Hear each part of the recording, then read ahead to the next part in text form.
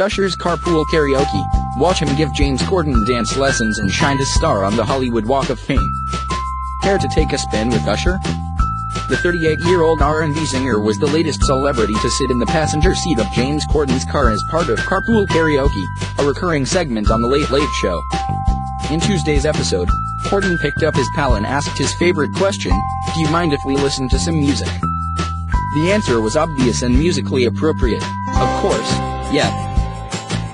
Corden complimented Usher on being such a good dancer. As it turned out, he was eager to demonstrate some of his own moves. "Would I be able to show you what I've got in the club and you just give me some pointers where I'm going wrong? When I step up in the club, poppin' bottles like when I'm out, poppin' bottles in the club," he said. "You know what I'm talking about, right? I get table service. Turn it up. Poppin' bottles. That's basically it, isn't it? It's turnin' up, steppin' into the club, poppin' bottles in the club, turnin' up."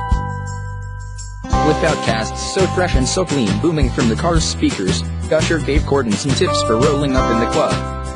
"I feel like I'm in a Broadway show," the host said. Luckily, Usher knew just what Corden needed to do to improve. "Take the false hands out of it," he advised. "Swag. Swag. Swag, go me." After a few more lessons, Corden admitted defeat. "Yeah, I'm never going to the club with you," he said. "No chance I'm ever going to the club with you." Once they were back in the car, it was time to sing Burn. Along the way, they decided to pull over to look at Usher's star on the Hollywood Walk of Fame. "I just find it odd," the singer said. "You work all of these years as hard as you can only to have people walk over you as a star." To remedy the problem, Usher and Corden decided to shine his star before taking a few selfies. With that out of the way, they were free to sing Caught Up in the car.